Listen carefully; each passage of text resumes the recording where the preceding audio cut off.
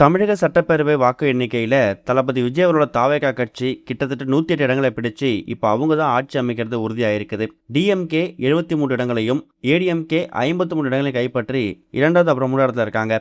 இப்போ வெற்றி பெற்றக்கூடிய விஜய் அவர்களுக்கு எக்கச்சக்கமான சினிமா பிரபலங்களும் ரசிகர்களும் அவங்க தரப்பில் வாழ்த்துக்கள் தெரிவிக்க ஆரம்பிச்சிருக்காங்க. அதில் குறிப்பாக ரஜினிகாந்த் அவர்கள் இப்போ பர்சனலாக விஜய்க்கு கால் பண்ணி அவரோட வாழ்த்தை பதிவு பண்ணியிருக்காரு அப்படிங்கிற தகவல் கிடைச்சிருக்குது. இந்த 2026 வருஷத்துக்கான சட்டமன்ற தேர்தலில் கண்டிப்பாக ஒன்று டிஎம்கே வருவாங்க, இல்லை ஏடிஎம்கே தான் ஆளும் கட்சியாக வருவாங்க. தளபதி விஜய் அவரோட தாவேகா கட்சி 20லேருந்து 30 சீட்டு ஜெயிச்சாலே அது பெரிய விஷயம் அப்படிங்கிற மாதிரி தான் அவர் எல்லாருமே அண்டர் எஸ்டிமேட் பண்ணிட்டாங்க.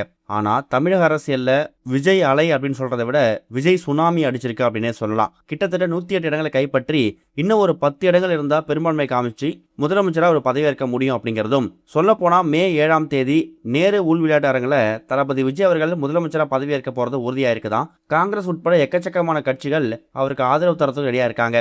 இந்த மாதிரி சுச்சுவேஷனில் இப்போ ரீசெண்டாக தளபதி விஜய் அவர்கள் தாவேகா கட்சியில் வெற்றி பெற்று முதலமைச்சராக போகிற சுச்சுவேஷனில் ரஜினிகாந்த் அவர்கள் ட்வீட் போட்டிருந்தார். நடந்து முடிஞ்ச சட்டமன்ற தேர்தலில் வெற்றி பெற்றிருக்கக்கூடிய தாவேகா கட்சியில் விஜய் அவர்களுக்கும் அவங்க கட்சி சேர்ந்தவர்களுக்கும் வாழ்த்துக்கள் தெரிவிச்சிருக்காருல்ல. ட்வீட் போட்டது மட்டும் இல்லாமல் தளபதி விஜய் அவரோட அப்பாவாக இருக்கக்கூடிய எஸ். சந்திரசேகரும் ரஜினி அவர்களும் ரொம்ப நெருங்கிய நண்பர்களாம். அந்த ஒரு நட்பு ரீதியாக தன்னோட ஃபோன் கால் மூலயமா தளபதி விஜயோட அப்பாவுக்கு கால் பண்ணி தன்னோட விஷயத்தை விஜய்க்கு தெரிவிச்சிருக்காரு. அதே மாதிரி விஜயோட மேனேஜர் மூலயமாவும் தன்னோட மேனேஜரை கான்டாக்ட் பண்ணி விஜய் அவர்களுக்கு தன்னோட மனமார்ந்த வாழ்த்துக்கள். கண்டிப்பாக அரசியலில் ஒரு மாற்றம் வரணும்னு தமிழக மக்கள் காத்துக்கிட்டு இருக்காங்க. அந்த ஒரு மாற்றத்துக்காக தான் உங்களுக்கு கொண்டு வந்திருக்காங்க.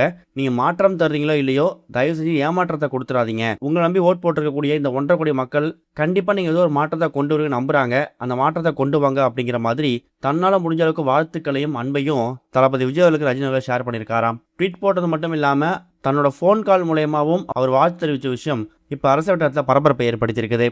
இதுவரைக்கும் கனெக்டிங் டிவிக்கு சப்ஸ்கிரைப் பண்ணனா மறக்காமல் சப்ஸ்கிரைப் பண்ணிக்கங்க. உடனடி அப்டேட்ஸ் பெறுவதற்கு நோட்டிஃபிகேஷன் பெல்லையும் கிளிக் பண்ணிக்கங்க.